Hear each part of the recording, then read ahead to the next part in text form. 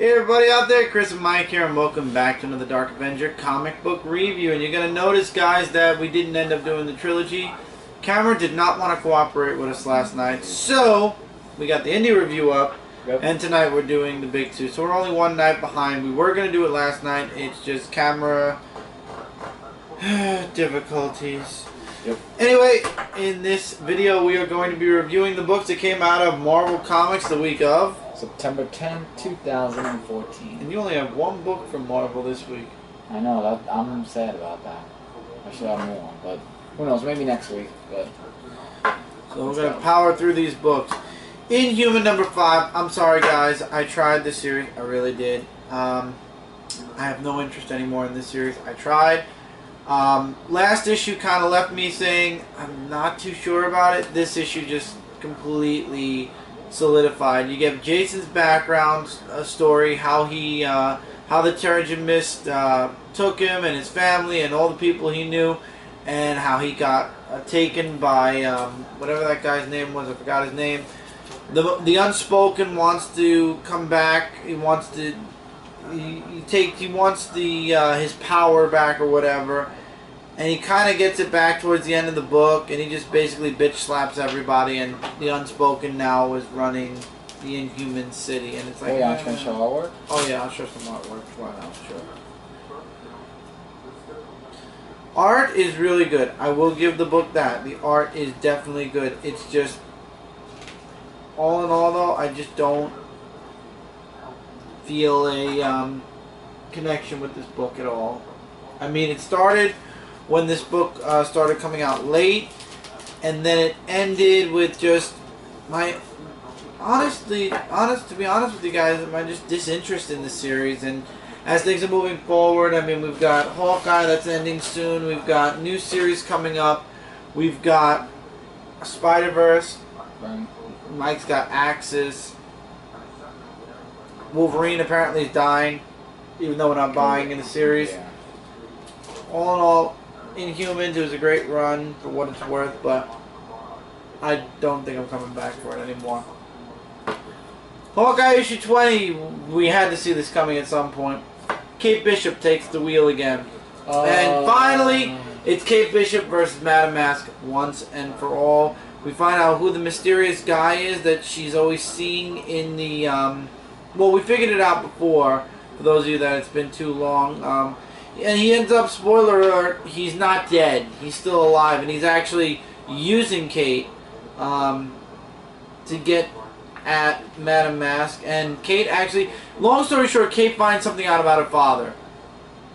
You know what's going on with spoiler in Batman Eternal? Basically, Kate finds something out about her father and Madam Mask and her people. Kate takes it to Madam Mask. S.H.I.E.L.D. comes in and takes her out. Unfortunately, they don't completely arrest her. Has she gone nuts? Because it looks like... Yeah, she goes through a lot in this book. Yeah. But finally, she's now heading back to New York to help Hawkeye, Clint. But at the end of the book, we also see her saying, "Dad, I'm coming for you. I have to help a friend out first, but then I'm going to get to you. And when I do, we're going to have words." So, cool. It's going to be sick seeing that. But beside the point, all in all, glad that we're going to be going back to Clint for the rest of the series, and we're going to be focusing on the main story from this point forward. Good issue, but could have been... I'm just waiting for the series, because we all know Matt Fraction left. This is basically just finishing off his run, and probably restarting the series again in a new volume.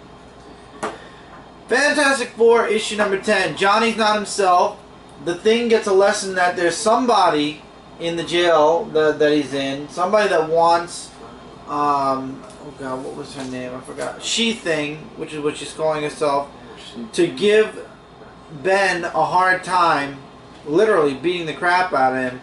It turns out she's the only prisoner that doesn't have her strength reduced by the dampeners. So she's basically stronger than everybody there, and she beats the crap out of the Thing. Get a little backstory on her, and you get the Thing trying to figure out who's, behind everything, why they want She-Thing to beat the crap out of the Thing. We don't find anything out. Then it turns out that there's something that's going on in Chicago. We have Sue, who ends up stealing one of the Fantastic Four's ships. I told you guys about Johnny. And basically you got Mr. Fantastic alone versus Vertigo, Gazelle, Reptilia, and of course, what's his name? Oh. The Wizard. I thought one of them sounded familiar. Wow.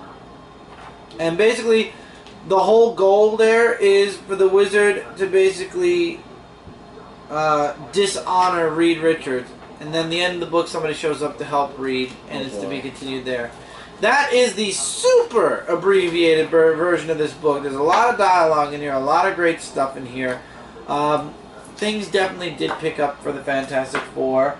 I would definitely recommend you guys check it out. I'm enjoying it. Hopefully it stays strong. The last issue wasn't as strong as I was hoping, but this issue is good, and it just continues the degeneration of the Fantastic Four as everybody sinks lower and lower. Empire of the Dead Act 2 issue number 1, taking up right where Act 1 left off. You have the Doctor, I believe her name is, I think it's in the front. Well, this is parental advisory, not for kids. Yes, this is definitely not for kids. You have Dr. Jones, Dr. Penny Jones, who's trying to, what's the word I'm looking for? Humanize or tame the zombies, which she is doing little bits at a time. She's sort of taming them, and of course, Xavier and the little girl that she was with, Xavier has a connection to her. So there is hope. You have the mayor's nephew who is campaigning against him. You still have the vampire stuff going on. Xavier gives the little girl the key to unlock her and all the other zombies, so you know that's going to play a role somewhere. Middle of the book I'm going to leave out. And then we find out that Paul, I'm leaving this part out too, Paul and the mayor are both in love with Penny, or both are vying for Penny. And Paul actually goes to the mayor and confronts him about it. He's like, look, I like the same girl you like. And he asks him a question. Suppose I was to win that somebody away from you, how would you react? And the mayor basically just says, everything in life is a competition, Paul. You'll either have to accept defeat or you'll die young. To be continued. So I guess that's the way the mayor's way of saying basically, either accept losing to me or die.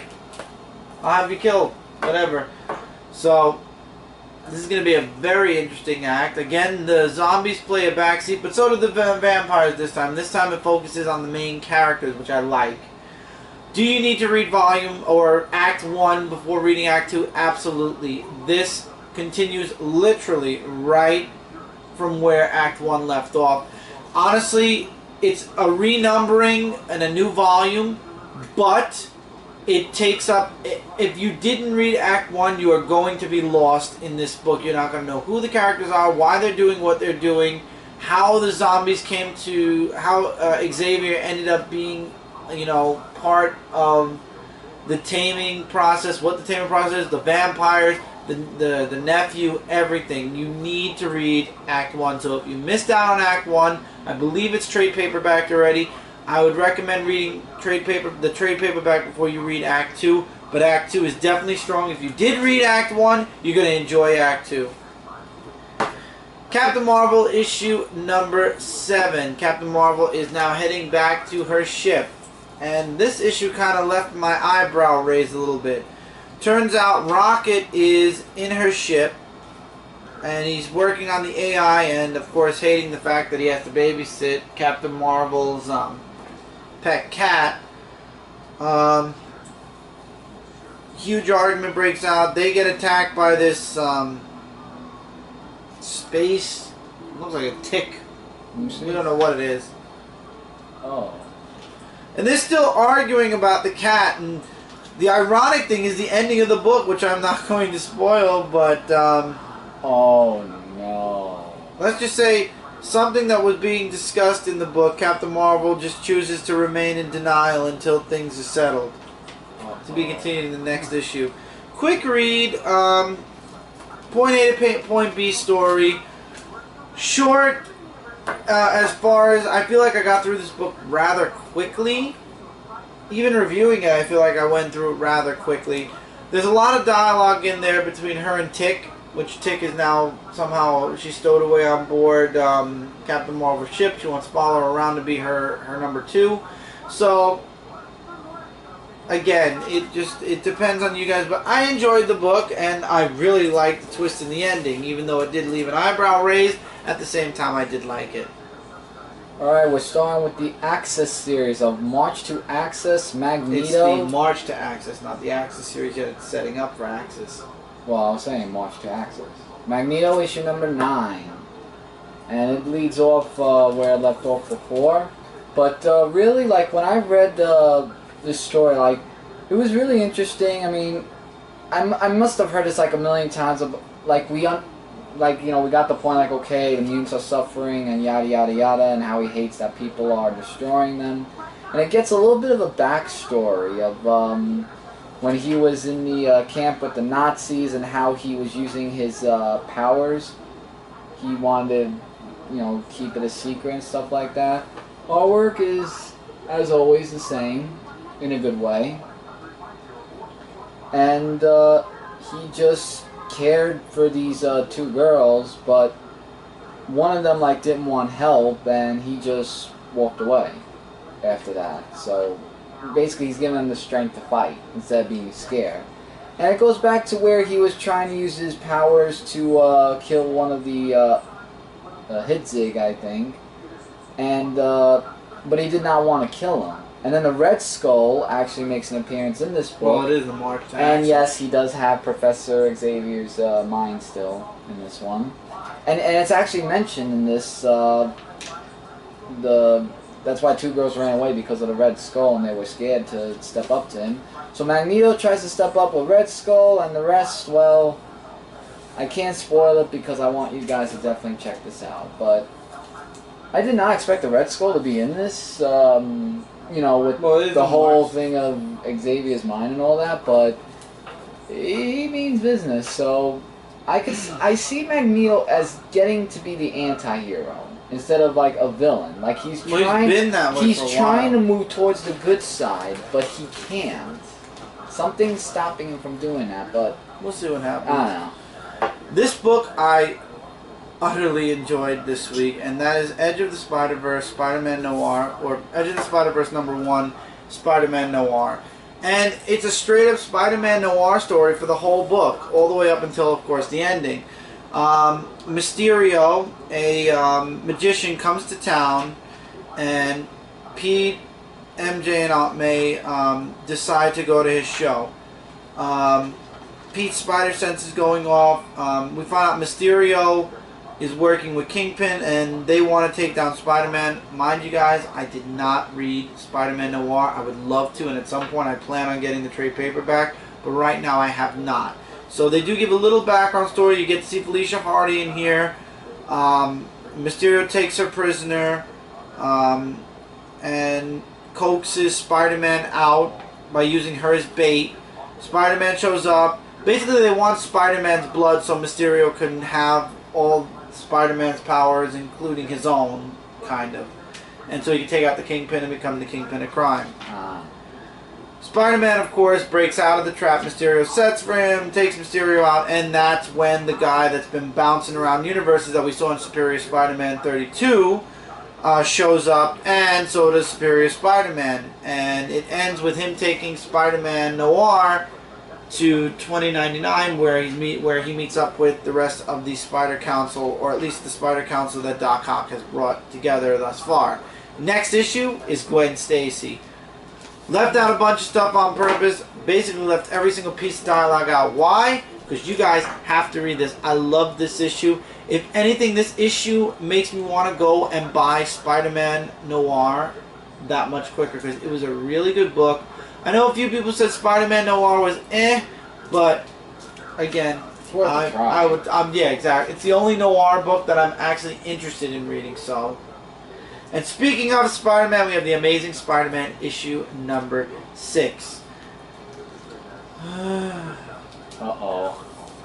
So, in the last issue, Felicia Hardy tries to take his mask off, to reveal Spider-Man's identity to the world. And, of course, J. Jonah Jameson, being the ham he is, stands right in the frame of the camera. So, nobody gets to see Spider-Man's face. Who didn't see that coming? And Silk then uses her webbing and covers over Pete's face. So, nobody got to see that Pete's Spider-Man. And she saves Pete, and they run away. You have Black Cat that tries to enlist more people to her army. Nobody wants to be bothered because they don't want to be bothered with Black Cat's going to the Electro. Oh, she is. It gets worse by the end of this issue. Oh, so Peter Parker has a demonstration on his latest invention, which is a power drainer for Electro. And Electro and Black Cat kind of crashed the event. But thank God Pete and Silk are on scene. Pete and Cindy. And they both show up just to foil Black Cat's plans. Well, Black Cat basically was doing this to bring Spider-Man out, which she did, but her attempt on trying to kill Spider-Man basically failed because, as she claims, Spider-Man has been the unluckiest part of her life and she's planning a new life, but first she has to end Spider-Man's life. So Felicia Hardy definitely has gone completely dark. definitely. And it's all due to, of course, what Doc Ock did to her back in Superior Spider-Man. Will that ever fix? Will that ever change? Probably not, as long as Dan Slott's on the book. So, Spider-Man cures Electro, spoiler alert there. Cindy gets a job. And we find some really messed up stuff out about Sanji in this issue. I hope I said her name right. Sajani.